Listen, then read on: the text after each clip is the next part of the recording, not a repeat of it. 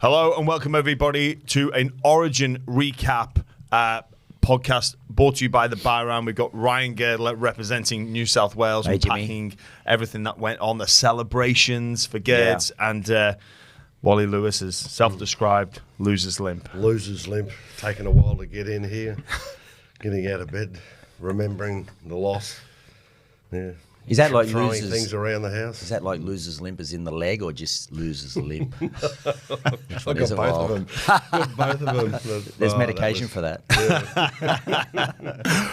Well, lads, I watched the game as a neutral, and I thought it was a magnificent contest. The first 40 minutes to go into half-time, the late penalty given by Spencer Leniu, 2-0 to Queensland. Hard to really know who was on top. I thought New South Wales dominated with field position, possession, but just couldn't break them down. A great ankle tap from Cherry Evans in the very first set of the game. How did you see it, Geds, those opening exchanges? Well, I was really concerned at half-time, with the possession that we had, how dominant we were. Weren't able to convert. That was a real concern because, the amount of times that we've been to Suncorp and their ability to absorb pressure in that environment, I think that's the difference between a Queensland side at Suncorp and at other stadiums. People ask, why is it so hard to beat them on their home turf? It's because they absorb so much pressure so well there. They can't be broken down. It's like the crowd. They all just become one and, it's almost impossible, and we saw that again last night. The amount of times that New South Wales have gone there with a better team, which is obviously debatable, but I thought they had a better team last night, and they're not been able to convert opportunities on the back of the grit from Queensland. I just can't count the amount of times, and then on the back of that, they just find a way to get down the other end of the field and convert their first opportunity, which we almost saw. I thought, here we go, Groundhog Day again. 2-0 at half-time. There was, definitely some concern from my end. Wally, the open exchanges, it was brutal. It was physical. It was one for the purists. I thought, a lot of people tune into the game to see the likes of Reece Walsh and, people do their magnificent best, but it was a brutal encounter, those open exchanges. Yeah, it was a bit of a old style about it, but I love watching games like that. I take a special interest into who's about to crack or who looks like they're just holding back a little bit. But how physical, how confrontational the Blues were was a particularly impressive point. I can remember getting a little bit of an earful from some Queensland supporters on the way in when I regarded that as a New South Wales front six that Queensland haven't had to face for quite some time. They were the big boys up front, and if Queensland were able to take control of them and dictate terms, then the match might have been theirs, but that wasn't the case. And the way that they were able to take control up the middle was that's as good as I've seen. Yeah, they did take control in the middle. For me, the magic of Queensland playing in Queensland or at Lang Park, and the difference it makes was shown. So a play that worked in Melbourne was a short ball to Liam Martin, crashes over the line, crashes through Tommy Dearden. They went with that same play. They thought we're going to isolate Tom Dearden one-on-one, Liam Martin, and he actually gets underneath the ball. And big moment. Is that because it's in Queensland, or is that because the player and that edge has learned we've got to focus on the lead runners first? What do you put that particular moment down to? Because the contrast was 2-3 weeks ago it's a try. Yeah. This time it's a forced error. I'd probably put that down to the video session that we heard that came out of Queensland. Billy, sat down with the players and made them watch the whole of what happened down there in Melbourne. And if I'm Tommy Dearden and I'm the first one to crack in Melbourne, because that was the first try from memory with Liam Martin just coming back against the grain and going straight over the top of Dearden, I'm not letting that happen again. And then you bring in the home, you're playing at home. You're not doing that in front of your home fans. So I would just say that there was some honest discussions in Queensland camp after the loss, and that they were a lot better. You spoke about the dominance well through the middle. I mean, you take Tino and Flegler and those guys out. I know that Munster was out as well. I thought Dearden was the best player for Queensland on the night. But you take those two A types out of any. Gilbert as well. And Gilbert to a lesser degree. I I think he's underrated, Gilbert. Yeah, and yeah, they're going to be up against it. We're going to talk about the changes that they made late to try and combat that. But yeah, they were dominated through the middle again. I thought they were, gallant and brave though, just to hold on the way that they did. Pretty happy with their performance, but it looked like there was a boxing bout on. One of the fighters was on the ropes, doing their best to stay on their feet. And I thought that it was very admirable the way that they held out for some time. It looked as though that there were, on a number of occasions, New South Wales were about to post points, and those last-ditch efforts, they're a common thing, I think, now in Origin. You've got to stay on your feet if you want to remain in the bout, and it was particularly impressive. But I think the further it went, the more you got the opinion that we're in trouble here. We're doing it tough, and if we manage to hold them out, what are we going to be able to come up with to get us in a good field position for us to perhaps post points? And it really did appear as though the guys were gone, they were shot, and there were volunteers to carry the ball up, but there wasn't a lot of authority being displayed with each carry. So it was particularly interesting. And for a Queenslander to say that I admired the way New South Wales just kept battering away, showing strength and real power when they put themselves into a scoring position. They didn't always work, but they got themselves into a position when Queensland got the ball, they were at the wrong end of the field. Yeah, well, it was a brutal encounter, and you pay a price for that. And the fact that you lose that bit of punch, you lose that energy to spark into attack because you are so focused primarily on your defensive duty and everything that you've got to go in. Now, it's great, but you do pay a price for that. And that is you may lose a little bit in attack. I want to ask you, for all the games in the balance, why did New South Wales win, Geds? Yeah, I think it's obviously a little bit to do with the amount of possession that they had and the message at halftime. I was really concerned because, and most halves, if you look at a side that dominates possession, dominates field position, well, then everyone's looking to the playmakers to convert those opportunities. The responsibility falls on their shoulders, right? And they couldn't do it in that first half. And you could see that those two guys were lost for answers. The defence was so solid from Queensland. The scramble was great. And you could see Moses coming up with kicks on play 3 that were never on, hitting feet. Luai was bouncing around, coming up with balls that were never on. Moses drifting across, trying to put balls to Crichton, and Queensland were forcing errors. And it was like, I just hope these guys have the experience at this level just to know that this game can be won at the back end. It doesn't need to be won now. These opportunities, although they feel responsible that they should have been converted, they don't have to be right now. So my concern was, how do they find a way to break down the Queensland defence? They couldn't do it in the first half with all that possession. Queensland in the second half were just finding a way to repel, and it ended up coming. The break end up coming for the best try off the back of a couple of pretty sloppy offloads in their own half. Broken field, unorthodox, unstructured play. It wasn't on the back of, a couple of line repeat sets or any sort of sustained pressure at Queensland end. They couldn't get through there.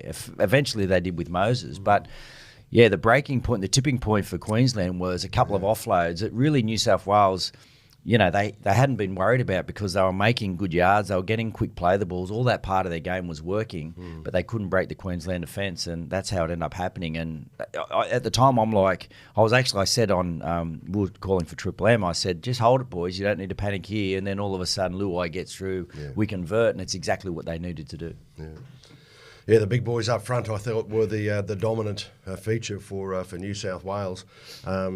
They were in a battle with Queensland to gain control up the middle, and I thought Payne Haas's first 2 or 3 carries of the football had plenty of the Queensland supporters going, "Oh no, this could be a tough night at the office coming here." He was in a mood, but it was the back 3 at the back of the scrum: Martin, Crichton, and Cameron Murray. He was a wonderful bloke, despite being a New South Wales in a game like this. But the work that this bloke gets through, absolutely stuns me every time I watch him. I'm a huge fan of his, except for when he dons the blue jersey. But the authority that those three showed in the work rate was quite extraordinary. Saved a couple of tries, 3 or 4 tries, close to the line, and it was one of those efforts that often get described as moments in Origin that will never be forgotten. And it was a wonderful performance from New South Wales, and they looked like they were on song, ready to go, right from the first training session. The unstructured stuff, it is very difficult to defend against. A couple of offloads there, and it was Luai that looked up and saw Jeremiah Nanai in front of him. And I think Nanai paid the price for all the work that they'd done. Yeah. And he just couldn't get to Luai. Yeah. He just looked, and he was almost within touching distance. And sometimes in a game of football, it just comes down to that moment. And, Luai can have his critics for the way he acts. Whatever. That moment was perfect for him because he is that type of player that can take advantage of someone being fatigued late in the piece. That game was back and forth and brutal. And look, you can argue whether or not the try should have been scored, and the desperation shown by Queensland was obviously evident. But then should Best have been allowed to finish that try? Wally, I'll come to you. Obviously, Gagai there. He got a touch on him. Should he have made that tackle, do you think? Well, we can say yes. We don't know, how shot the defender was, what sort of condition he was in. But at Origin, there's that famous old saying that you do things that you're normally not capable of doing in club matches. So when you go back and have a look at it, you probably come up with. I'm sure he hasn't forgiven himself. He feels that he let the team down, and that's a tough burden to carry for quite some time. But in Origin, it's the difference between winning and losing. And again, I keep going back to it, but to look at the effort that was put out by the New South Wales forwards, that was something else. And we're sort of sitting there knowing that we're in trouble here, we're in strife. We just kept getting rolled, and every time we start an attacking raid, it's on our own line, right at the other end. Gerd, you as a centre, would you be disappointed with that? Yeah, he'd like that moment over again. I'm not sure. Wally didn't have too many moments in Origin that he probably regrets. I had a couple of defensive lapses where the decider at when they brought Alfie back, he little bastard came out my down a short side, and he had this big right foot step, and I missed him, and he ended up like scoring in between me and my edge back rower. And I still, sometimes that just comes in that moment, and it was a big turning point in that game. They ended up winning quite convincingly in the end. But yeah, I'm sure Dane's probably woken up this morning thinking, I've got to make that stop. That's just what it is. That's just what, you feel like you let your teammates down, you go into all the state and whatever it is. But that's just something that, me personally, I still carry that with me, that moment. There's lots of moments that I have as well about, some really good moments as well. So you take the good with the bad, but I'm sure that's a moment that Gagai, who's a great defender, wishes he could have over Wall. Yeah, you never forget those moments, do you? Yeah.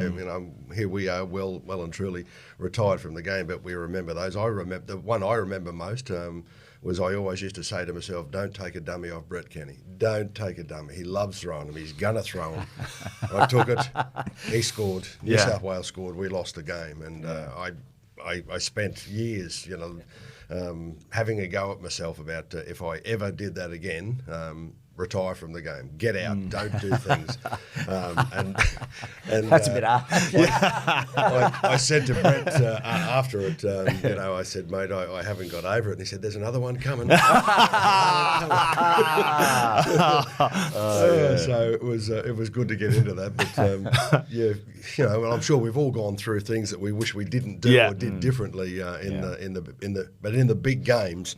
They're the times that are simply the difference between winning and losing, success and failure, and winning a series, not just a game, a series. And a decider as well. I think that the second try, Mitchell Moses, again, fatigue, and you pay the price later in the track. And Harry Grant at A, Yeah. And he almost is in autopilot because he thinks the shift is coming. Mitchell Moses his runs were few and far between in the open exchanges because the forwards, you let your forwards go, and he just got into almost Groundhog Day, where it's Moses is going to go across, so I've got to go up and out from A. The marker, I think it was Tabuai Fido. Fido.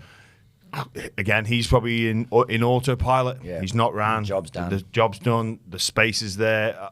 Bang, Moses off his left. Yeah. What a moment, huh? What a moment. Wow. Yeah. Like, look, for that person to come up with that, like it was huge. Yeah, it was. Just incredible after missing game 1 to come back and have that sort of impact on games 2 and 3, especially at Suncorp. We've only seen, I think Ricky did it once and Joey did it. So he's in pretty good company there to be able to, to have a role like that in a decider and get the job done at Suncorp. But it was interesting. We spoke to Mitch after the game. We interviewed him, and he said, because I said that question I answered before, Jimmy, about the pressure that the New South Wales halves looked to be visibly feeling with some of their players. I asked him about it. He said, He said, I sat down at half time and I just started talking to myself. We've been dominant. We don't need to score for every play. I'm going to bring in the running game in the second half. There's going to be opportunity back through the middle. I just need to be patient. So he was aware of it. So he actually spoke about it to himself at half time and knew that there was going to be a moment there for him. And when he pulled the trigger, he just nailed it. Right? Yeah, he didn't go chasing that moment, did he? He just waited for it to open up. Patience is a wonderful thing. It is, isn't it? You treat your opponents with respect, and you know that you're not going to beat them every time. It'll come around, and to have the patience in a position like that's the difference between success and failure. What do you think it's done for his legacy? Well, having a look at where Parramatta are at the moment, like he played in the grand final a couple of years ago, and he was let down obviously by the men in the middle who were totally dominated in that one by the Panthers. And looking at them at the moment, it doesn't seem like they're anywhere close to another premiership. So I think that's probably, what is he, in his early 30s? He's got a couple more years in him. He's probably going to stay at Parramatta. They're in a rebuild, new coach. I think that's his moment. I think he sat in his moment last night. He had his whole family there. I think that's something that, fortunate enough to win a premiership. So know what that means. But and I had some nice moments at Origin, and we're sitting here in some pretty elite company. But I never had a moment like that in Origin. What he did last night, just incredible. There are probably a lot of people north of the border that believe that he had some ability, but he showed last night. There's plenty of people that have a new opinion of him. That's the best performance I've ever seen him play by a long, long way. Wonderful performance, and so often his carries with the ball or his adventures searching for support play or gaps in the opposition defence. They didn't work all the time, but they never do in Origin. Yeah, well, it was a different game. It was a big play though, Jimmy. Before we move off him. The tackle on Reece Walsh. In that first half. I mean, if he doesn't execute that was that where the kick, first the quick play, hands? Yeah, Walsh is just in open space. Yes, and we'd had all the we were dominant. Yeah. It was like, oh my God, if this guy gets away, or was it in the second half? I don't know when it was. Might have been early in the second half. I think it was early in the second half, yeah. And I'm like, oh, well, it's Moses versus Walsh. I know who I'm backing. Yeah. This guy's going to run around and put it under the sticks. And after all the pressure, the dominant first half that we had, we come out early in the second half, Queensland score. How many times have we seen that story? Yeah, you're behind your sticks and you're going, what? Yeah. Where did that come from? And Mitch, we know how quick he is. Yeah. But it's different, being quick when you've got the football and then finding the energy to put on a chase like that and execute a tackle like that with probably one of the fastest guys in the league. It was a phenomenal play. It was the first two games, generally Origins are won by moments, because they're so close. The first one wasn't. It was won by a decision, essentially. The second one, it was a real team performance from New South Wales. The third one, though, because it went down to that traditional sort of Origin-style game, it was won by moments. Yeah. And that was a massive moment. Do you know what? Okay, he's probably not going to get enough credit for that, to have the awareness, and because he may have even put the kick in from memory. He put the crossfield kick for Lomax. Totally. 2 passes, and it's like, It's over. well, and you couldn't ask for it to be in a better person's hands than Reece Walsh. No. I want to ask you a difficult question here. Moses will be able to dine out on this forever, right? Yeah. But he won't want to, because he'll want that number 7 jersey next year. Yeah.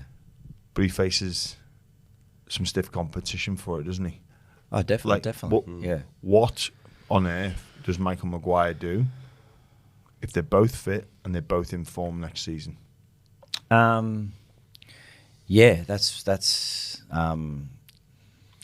I guess I think at those, they always seem to pick themselves, those situations. Like, you can't say, like, we'll face that next year. Is Jerome, how's he playing? Is he's gone to the Tigers, right? You could you could have Mitch and Nathan in the same team, essentially. Yeah, I think you probably could. You know, like, Mitch he's got to, I mean, they do both play on the right side. It's definitely going to be a talking point early in the year, but what's Jerome doing? How's his form? What's injuries? Like, I mean, it's all going to come into it. But if you're telling me if there's an Origin in 2 weeks and Nathan's coming back this week and he's going to be fit and then there's game 4, well, you can't drop Mitch Moses. You can't. That's a very good way of putting it. You can't drop Mitch Moses. Yeah. But a year's a long time. A lot of things happen in 12 months. What would you do, Wally? Or what would you prefer to face, Cleary or Moses? Because obviously Moses has done what most thought was impossible. Yeah, I don't mean to be disrespectful, but Moses, the game that he displayed last night, I'd never seen from him before. Quite often when you get the good players, they perform at their best when they're in the top range company, when they're playing against the best players in rugby league. And he's certainly proven to the selection committee and also the coach that he can do it at the highest level. And I did not expect to see that at all, and got left with more than egg on my face, an omelette all over my face, thinking, well, he's proven to everyone. Proven absolutely everyone that he is a quality player who produces his best in the company of rugby league. That's the other thing, well, isn't it? You know, like, let me ask you, Jimmy. You know, Nathan's done some incredible things, especially at club level. We saw what he did in the grand final last year. But has he had those sort of moments at Origin that we've seen Mitch have in the last 2 weeks, in 2 games? Well, no, he hasn't.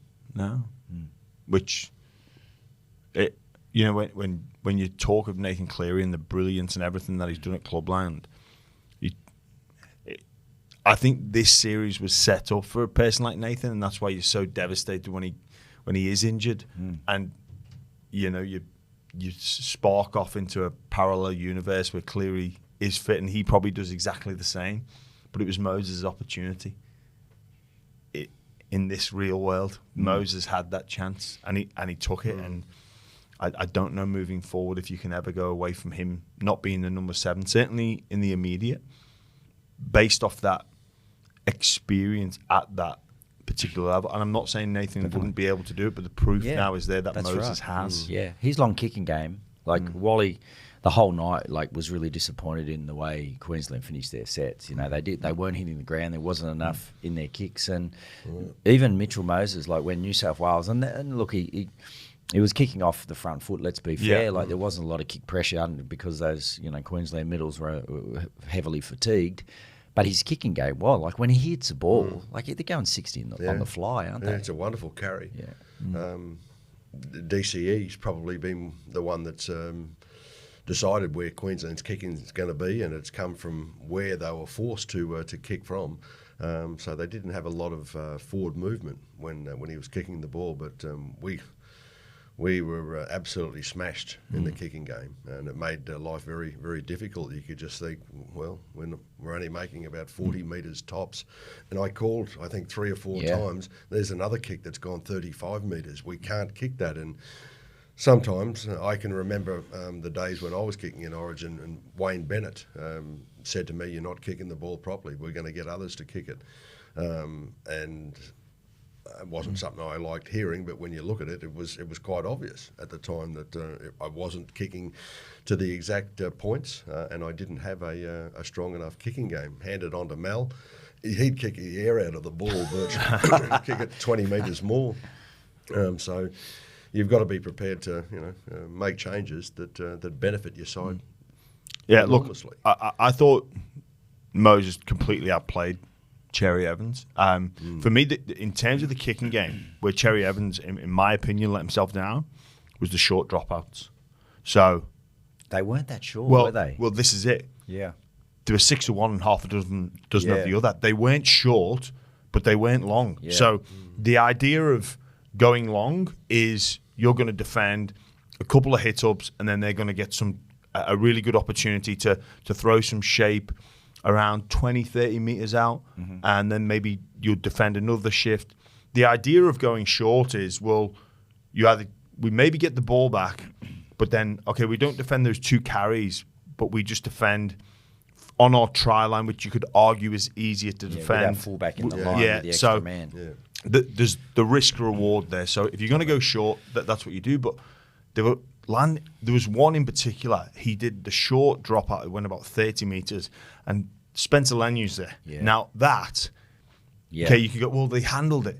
Yeah. But again, when does it catch up with you? Yeah. When do you pay the price for that? And I thought there was a good 3 or 4 times where DCE did the not short, not long dropout. You either go long, or you go short and you compete. Yeah. And I remember we called it in the box. It went about 20 metres. Yeah. Queenslanders had no Uncontested, chance yeah. of getting through. It was uncontested short. They Which couldn't make the ground to contest the footy, and they weren't kicking it long enough. And he did it again the next time Queensland were having a dropout. It was only minutes later, and I think he chose to kick it a little bit longer, but it still wasn't the execution of what we're used to seeing, guys kicking a ball close to 50 metres. And I think I was having a bit of a whinge about the 3rd or 4th time that they were drop kicking, or DCE was doing his 5th tackle clearance kicks, and they were getting about 30 metres. That put them under enormous pressure. Yeah. On those dropouts, you can't go half in, half out when Spencer Lenyu's there. You can't kick off to him. It's his best run. Yeah. But you made it even more advantageous to him by inviting him on to an even longer run up. At least if back fence Spence. If you put it longer, Just if you put leaving it 2 longer, guys on the ground. like he's taken 2 guys out of the defensive line. I remember the one that you're talking about. He ended up, because he turns on contact, and he left 2 guys, Queensland guys, and played the ball. Like we weren't good enough to capitalise because it was in the first half. But still, you're still taking 2 guys out of your defensive line, which means the rest of the line's just got to work so much harder, right? Yeah. So, they were in no man's land. Yeah, and even, like how many times have we seen Cherry Evans or Benny Hunt or Cam Smith, either get into dummy half and take that early kick play 3 and then try and execute a 40-20, or even just put it into, the back space there and then a good chase on it and just turn momentum in a game. Well, he tried that as well last night, Cherry Evans. He tried I think he was about on his 25-metre line. And then, just sort of kicked out from the back. But again, it just went to Dylan Edwards on the full. He caught it on his 35 and ended up getting to the 45. Yes, he did. Yeah. So just those parts of their game weren't where they needed to be. And like we say, you do pay a price for that. One person who was enormous for New South Wales throughout the series, a Wally Lewis medal winner in Angus Crichton. What a journey this individual has been on this season. Started the season in New South Wales Cup. Yeah. I thought he was enormous again. Like absolutely phenomenal player. Went off in the opening exchanges with that, trying to put a shot on Reece Walsh, and Reece Walsh's feet just too quick for him. Passed his HIA, came back on and dominated again. Yeah, I think he kind of it just represented the whole way New South Wales went about the series. They were really. He's been really honest with himself. He's been through obviously some really challenging times, and he's looked at the mirror and just said, okay, well this can go this way or it can go this way, and I'm going to make sure that I work hard and it goes the right way for my career. At one of those points where you get to, and we've all been there, you get to that fork in the road. you know, and only one way gets you going in the right direction, and that's, you know, the commitment, the hard work, the understanding, the honesty. You know, you can keep making excuses and you can always, you know, find ways to take the easy road, but you're not going to end up in the situation that he ended up in. Incredible, you know, could go on to win a premiership this year the way that they're playing. I thought he was New South Wales' best in game one. I thought he was maybe their best in game two. And last night, again, argument, you know, against, you know, some of the moments obviously were owned by the playmakers, which is always usually the way. But to have an edge back row, I can't remember the last time an edge back rower took out an award. Well, when's the last time you awarded your medal to an edge back rower? Yeah. Probably hasn't happened, has it? No. Just incredible. Yeah. Consistency over 3 games. What a beast. I was really concerned last night, you know, like when he got that hit, because he's been so, everyone talks about, you know, winning that middle battle, and that's where New South Wales have been so dominant. But I really thought we were dominant on the edges in Melbourne. So you had Crichton on the left with Latrell. On the right, you had Martin and obviously Crichton. And every time those guys, we would have those little 2-pass shifts, those guys just were unstoppable. Yeah. And the momentum that would create tend to go back through the middle.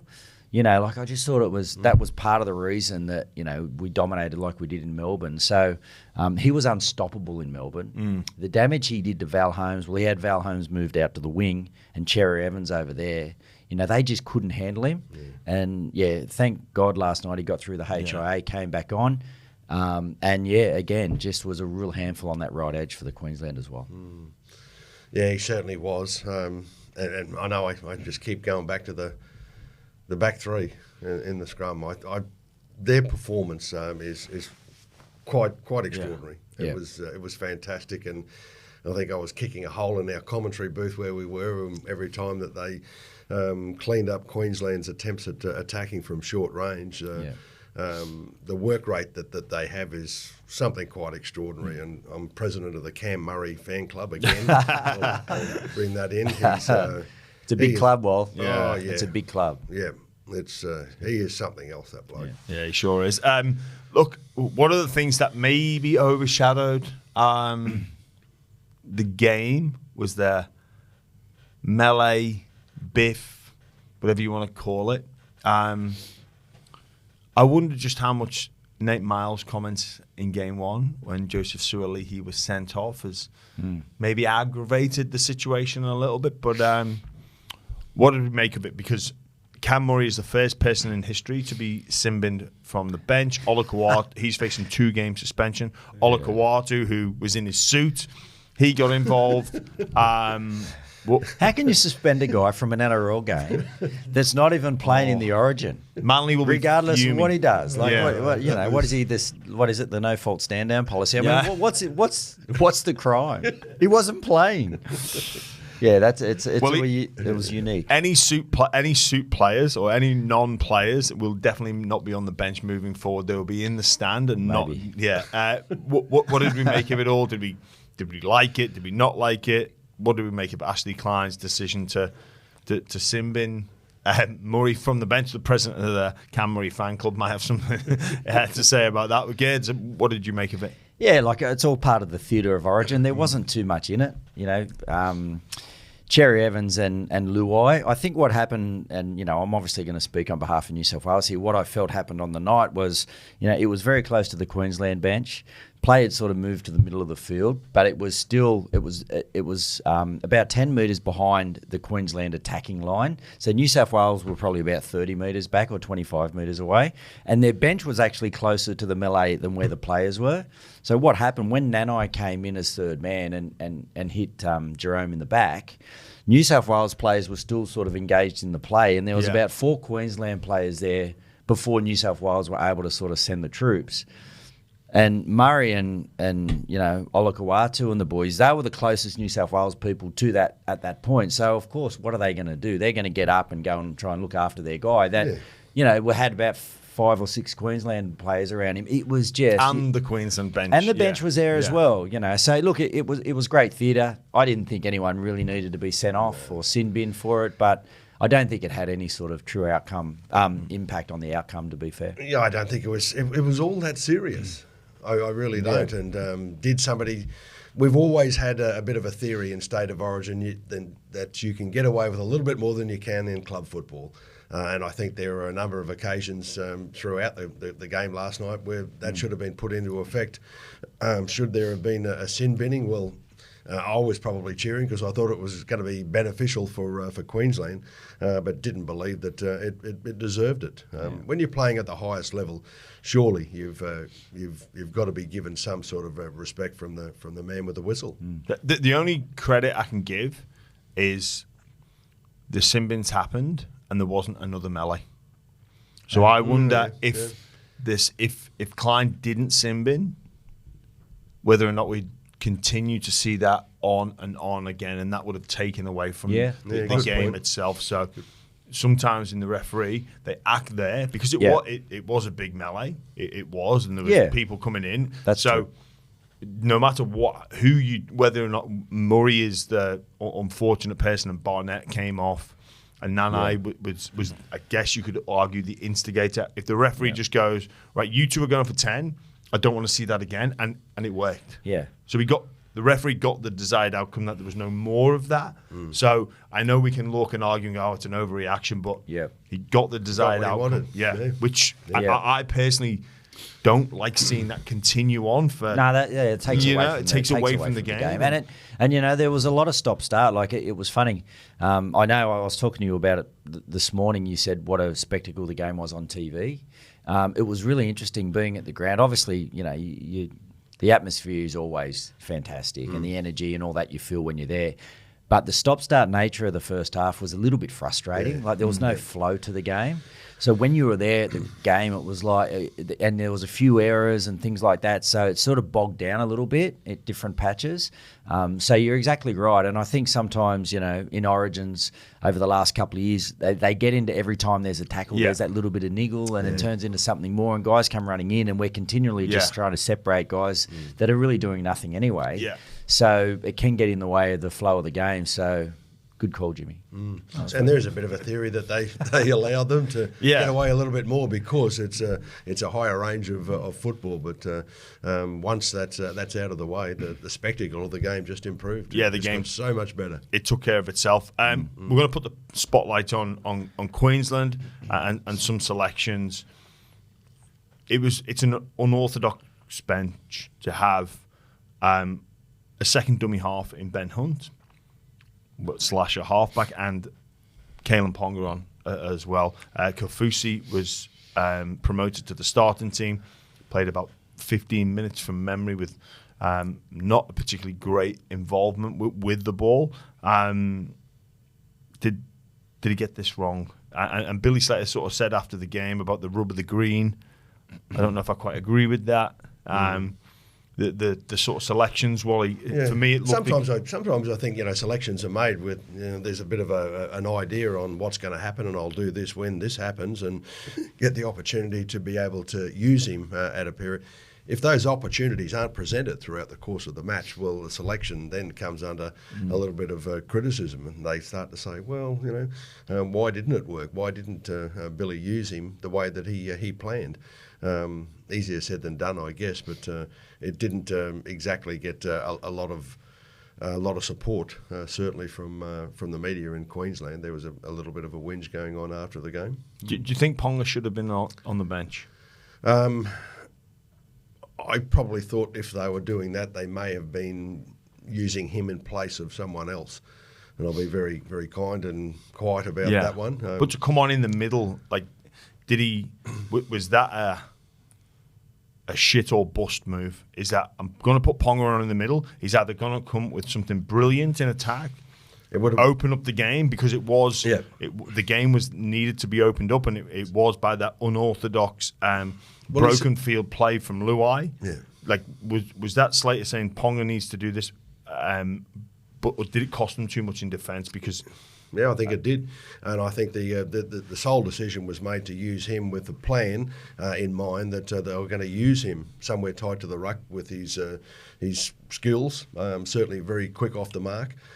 He would have been targeting some of the tiring New South Wales defenders, but what you plan and what you're actually able to put into effect in a game are two different things. They don't always work together, and certainly it did not provide an opportunity for Queensland, and they found that he was being being targeted by the New South Wales ball carriers. So things didn't go the way that Queensland had in mind. Yeah, it's given the context of the game.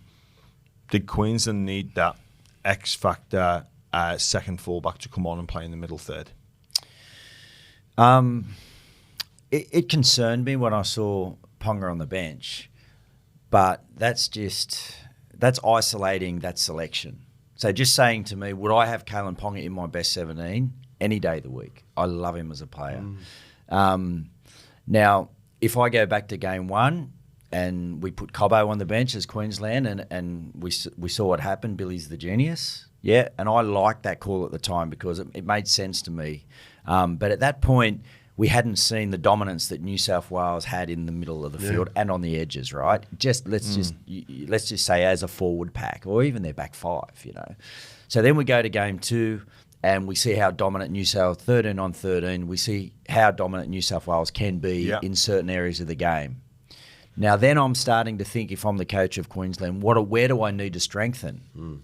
I need to strengthen my middle. Yeah. I need to fight fire with fire. I've got a guy like David Fafita there in great form. I don't know what David Fafita's done to Billy. I don't know what that relationship represents, but there's something there because I'm bringing that guy in. Yeah. Everyone's saying, Billy's got a defensive mindset. Well, David Fafita is a guy that goes on there and he generates ruck speed. He does all the things that Queensland I thought needed. Yeah, sure. Kafusi can put a really good shot on. He can come out of the line. He can be inspirational for his teammates, but he can't. His ball carrying days are well and truly over. So for me, I'm thinking, okay, we got dominated in the middle.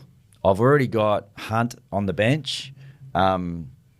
I've got Kafusi, who I'm thinking I'm going to play in the middle for some reason, who's an edge player. I've never seen him play in the middle, and his stats will show you that he wasn't that comfortable there last night, on the bench. So therefore, Hopgood's injured, so we obviously can't. He's a middle, but we can't use him. He's got a little bit of an offload. He can create something different. So I'm not sure why I'm going to put Kalen on there. I've got a fullback who's going to play 80 minutes. Kalen, Harry Grant's an 80-minute hooker as well. So even with Ben Hunt, with Ben Hunt and Harry Grant, you've got to choose one or the other. The game's in the balance. Do I want Kalen coming on? Absolutely. But if I'm do you though? Well, if we've had an even share of possession and we need someone to break the game over, I could use him. But if we've been under the pump and dominated like we were in game two, and we're just like backpedaling all the time, the last thing I want to do is try and bring Kalen on to fix that problem for me.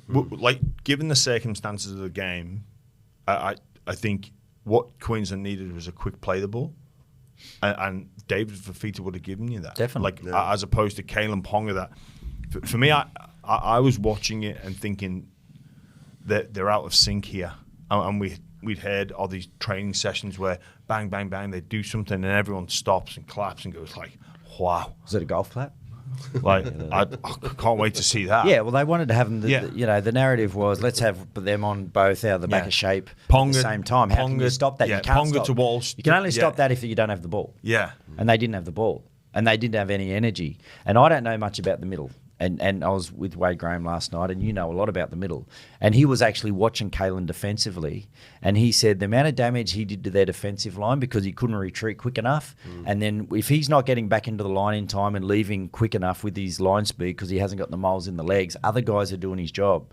So he was saying that had a massive impact on the back end of Queensland's half when New South Wales, the Moseses, those guys started identifying space was because Kalen's not used to playing in that sort of role. Yeah, I think exposed defensively, but also in attack, he had a couple of decent touches, but they couldn't really bring him into the game. I don't know if it was too many, a case of the old too many cooks spoil the broth. Yeah. We've got too many. Can I ask you a question?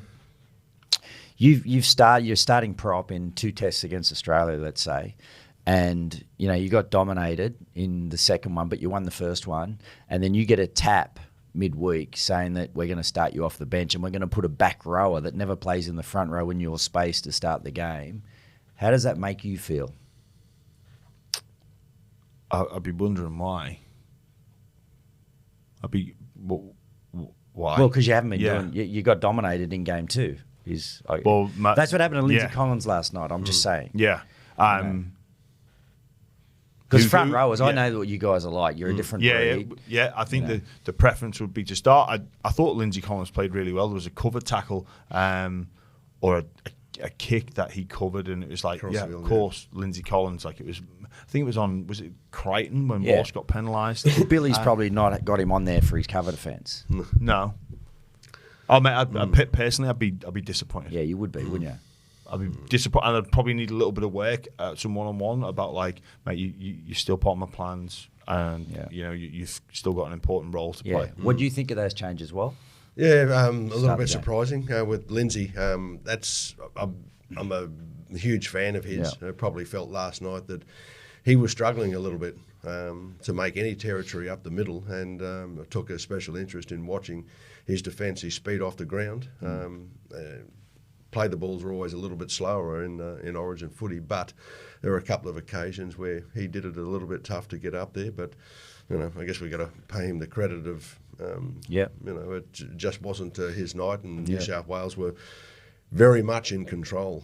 Certainly the speed that they displayed throughout the course of the game in the middle of the field, that was what put Queensland on the ropes pretty early in the match. I think, Gage, you brought up a good question earlier around the Moses Cleary debate, if there's an Origin 4 or an Origin 5.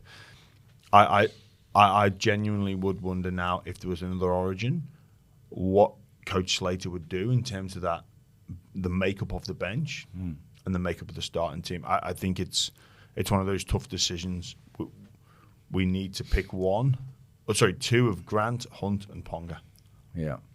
And I know it worked in game one where Cobbo was on the bench, but again, I don't know if you would, because of the send-off, I don't know if you have Hunt there, or I don't know if you have Grant there. You've got to choose one or the other. I think it's a luxury.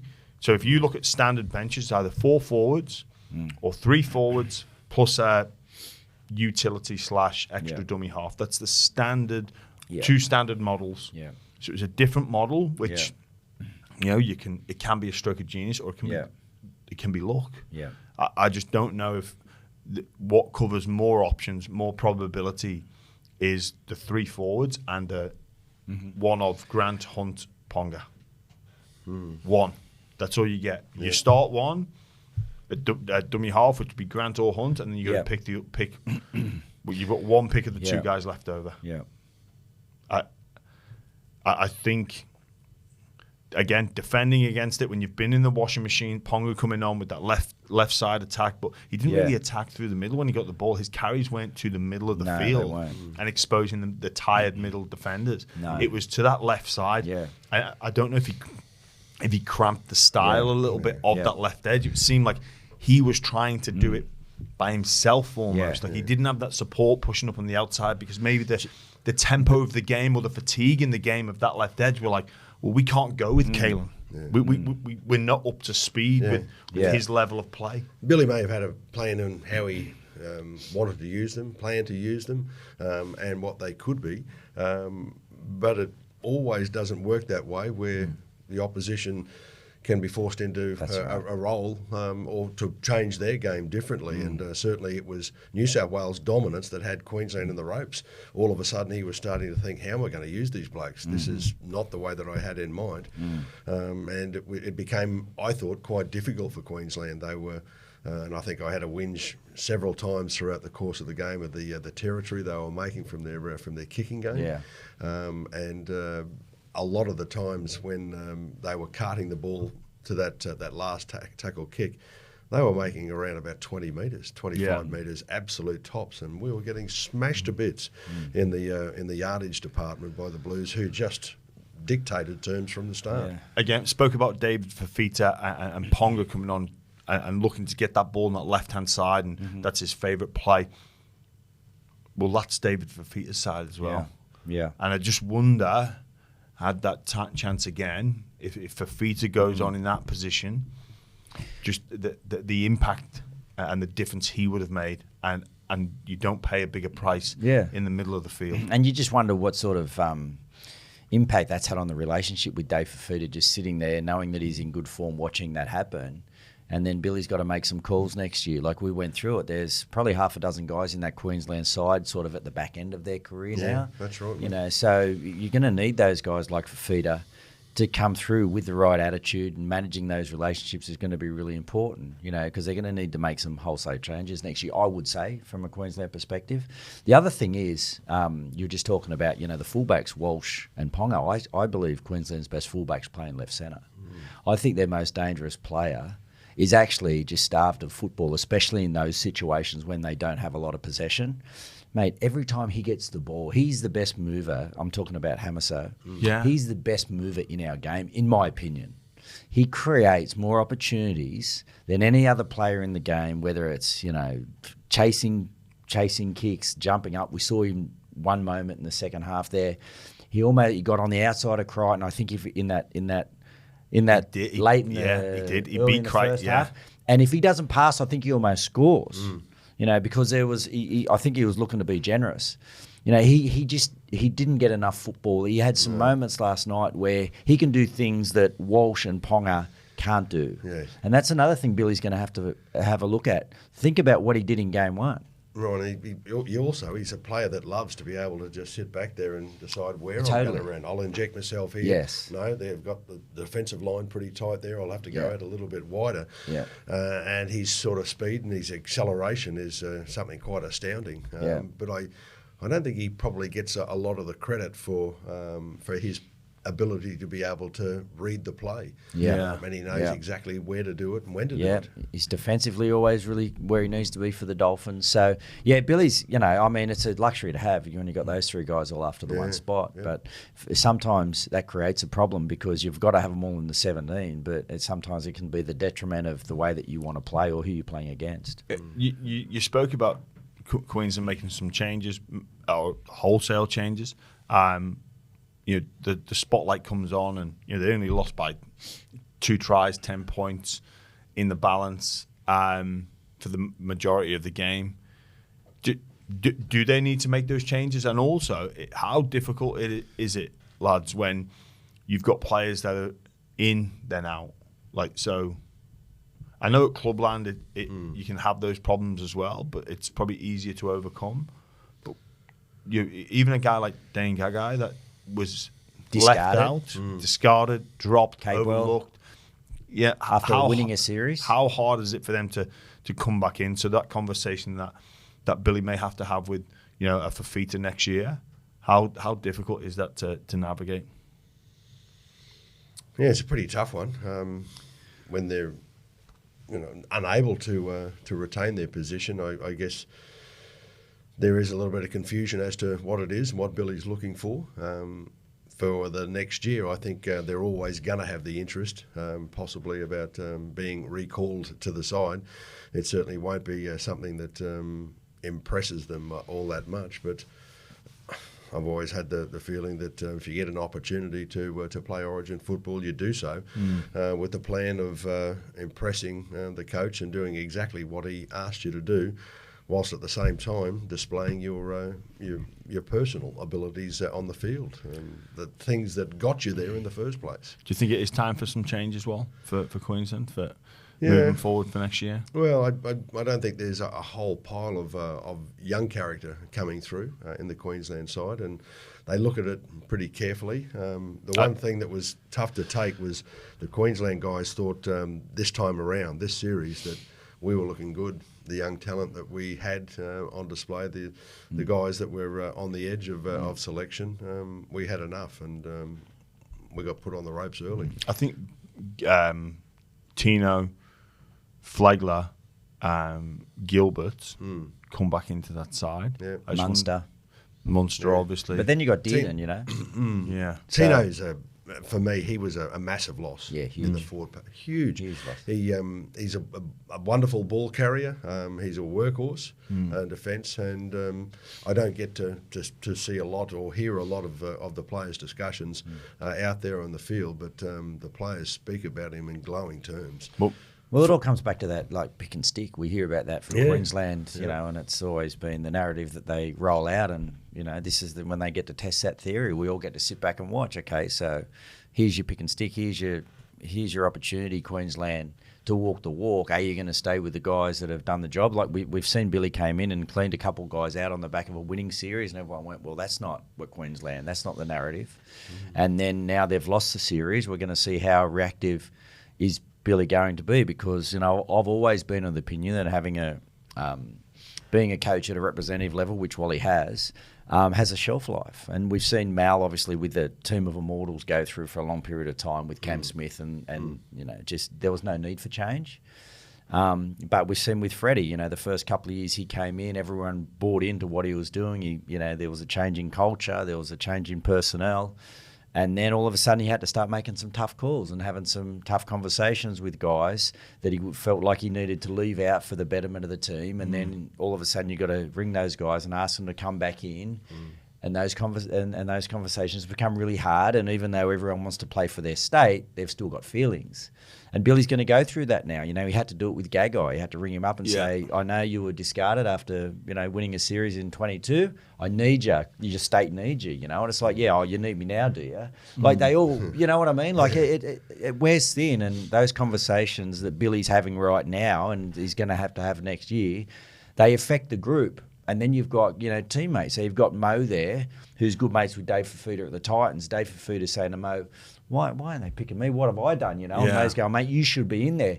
All those little things that they just start splintering off to the side. Yeah. And when the pressure's applied, when you start having a couple of losses, and they add up. And that's what ended up happening to Freddie. You had guys that end up saying, oh, we don't want to play because you left him out, and Jack didn't want to play because Latrell was left out. And it gets complicated. And so, you know, that's why I really like the job that Madge did. He came in and he said, and I think sometimes having that club experience is really important, you know, because you are a manager. You're managing the relationships the whole time. And guys that come in and just do it like part-time probably don't have the experience. And you could see that with Madge. He came in with a really clear focus of what he wanted to do. He picked the team.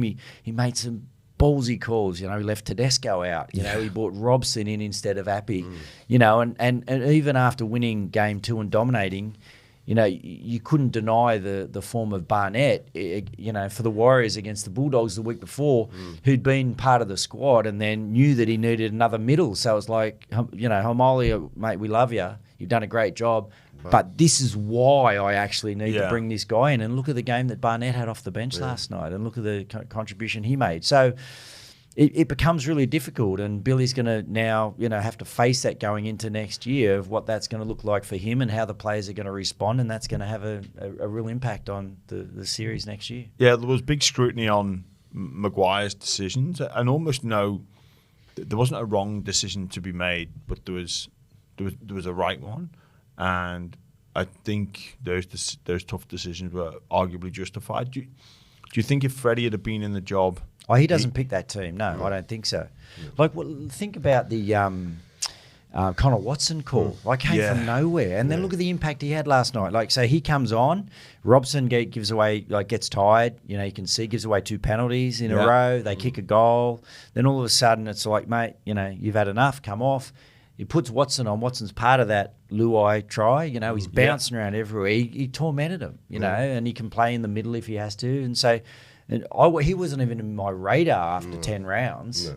And all of a sudden, you know, like having the balls, you know, to make calls like that and go against the grain, not worrying about what the ex-players, what the media, get caught up all in that, is probably hard not to do. Yeah. But it's stunned. It's stunned people in Queensland as well. Connor Watson, they thought, well, there's a surprise inclusion. What's he been picked for? Has the coach got new plans, or was it selectors that were in charge of it? So I think you could argue Connor Watson is the perfect 14. Like, almost carbon copy of Craig Wing, where you just go, he's your perfect number 14. And he's going to get that role because he can cover so many positions. And cover so many bases. So if the player goes down in the halves, he slots in there. Yep. If someone goes down in the centre, well, you move one of your edge back rowers there, and then he comes on, or you move Murray over there, and then Crichton goes and he plays lock. He's got so much versatility, which really, again, is a little bit of a luxury, but he backs it up with his level of performance as well. He's been enormous for the Roosters, and I think that versatility aspect really helps his cause. Like 9 and 9. Like if you want to pick 2 9s, you go Robson and Coruscant, right? Yeah. But maybe Madge looks at it and goes, well, I can't have both. I need to make a call. And if you had 2 9s on the field, would you rather have defend against Appy Coruscant at 9 or Robson? Or Watson? Yeah. Coruscant's the best 9, right? Yeah. He's a better 9. Yeah. And you could argue Mitch Kenny is a better 9 than Connor Watson. But Watson brings so much more. And maybe that's the thing that I'm talking about with Queensland, where you can't go, well, Harry Grant and Ben Hunt and Kalen Ponga and Reece Walsh and Hammer are all great players.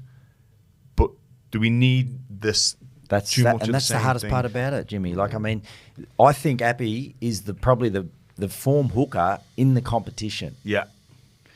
And he didn't even get I'm sure he was discussed, but Madge knew exactly what he wanted. Didn't make any apologies, any excuses for it, didn't even discuss it. Knew what he wanted out of his dummy half. And he coached Appy Coruscant. I'm sure he loves Appy. Well. Yeah. But he was just so clear on his plan. He wanted service off the ground. He didn't want that much deception at dummy half. He wanted a physical guy with line speed. And I'm sure he's been watching all the little parts of Robson's game that we probably don't. Yeah. And just went, this is my guy. Yeah, and said he fits into Origin. That's the style of play that's required in Origin. Yeah. There are players that are more successful at club football than Origin footy. They get up to a higher standard and they improve their performance, and that certainly was on show. All right, lads, we'll do some final thoughts. Geds, obviously ecstatic. You singing the praises of Michael Maguire. Just think back, 6 weeks ago after game 1? The narrative, the series was over after 7 minutes. Like, I truly thought that, and that the whole thing that I took out of that first game was, there was moments there that New South Wales, looked okay, especially early on in that second half. But Queensland, were they even getting out of second gear? And it just ends up that Queensland didn't have a third and fourth gear. And obviously to win. I'm just kidding. But that's what I thought. And then we went down there to Melbourne and I went into that game thinking, well, Queensland have the luxury of the third game. And we've all been in series where you lose the first game, you know what desperation you take into the second game. And we've been in series where you win the first game and you know that the team coming in there is going to be a little bit more desperate, as much as you don't want that to be the case. It just is. And that's why we have so many deciders at this level. And then it's like, okay, so we dominated down there in Melbourne, but, we got some calls and whatever. But there was just something about the swagger of the New South Wales side that I thought, it's difficult, obviously, the records show, to come up here and get the job done. But there's, these guys have been achieving some insane things over the big core group of them, about 5 or 6 of them won 3 premierships. They've got this swagger. They like to be the villain. Everything just kind of fell into place for them to come up here and just be themselves. And they picked a team that liked those sort of, like Dylan Edwards. I went in last night. I'm just going to say this anyway. Ladbrokes, they asked me, because I did a function for Ladbrokes over at the Gambaro, and they're like, give me your multi. And I said, okay, New South Wales 1-12, Lomax first try, Edwards man of the match. Because, Dylan Edwards, I think we saw in game 2 what he could do at this level in a game that was probably not one where he excels, because New South Wales were dominant. He loves the battle. He just excels in confrontational contests where it's all in, find a way. His numbers last night were off the charts. Yeah. Like, it wasn't a standout play where you're like, oh, that guy's going to be man of the match last night, because Moses had some moments and Crichton had some moments. But then you just look at the numbers. Yo had some moments. But then you look at the stats and you're like, oh, my God, Dylan Edwards like 27 runs. Yeah. Like, in an Origin. Like, he's like a superhero, that guy. Wally, final thoughts? I'll reach for the tissue box, do a bit of whinging, moaning, groaning, blame the referee the way I normally do. Completely outclassed. Outclassed might be the wrong choice of words there, but the dominance that New South Wales displayed and the effect that they put their game plan into action was something else. I was sitting there and I can remember saying before yesterday's game, this is the best New South Wales side. It's an Origin side. A lot of times we used to say, why would they pick this guy? They picked this guy. I don't think he's a wonderful club player, but he's not an Origin type of player. They had a full team of them. certainly throughout the series. Last night's again was quite extraordinary, and I admired the way they played. New South Wales just sit there, and there are some opportunities that went missing in the game, and Queenslanders didn't do it quite well. I had a bit of a whinge about the referee on a couple of occasions. Good on you, Ashley. But it was the class of New South Wales, the power, the authority that they displayed executing that game plan. It was quite an impressive performance, and they've certainly got a pile of blokes that are going to be there for a couple of years as well. So might be a good time to plan a holiday next year, I think, for me. Here we go. The underdog tags. It started already. We're underdogs next year. Mate, Don't worry the about amount of coin Wally earned yesterday. You can have a bloody holiday, Wally, let me tell you. Gerds, Wally, thanks so much for that fascinating insight. We'll see you soon on the buy round and roll on the rest of the season. Thanks for having us. Thanks, mate. Cheers, guys.